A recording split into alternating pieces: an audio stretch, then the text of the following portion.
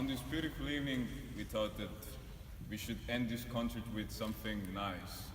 So we will sing you, not that nothing else was nice, that went wrong, but we are going to sing you a beautiful lullaby from Estonian traditional music.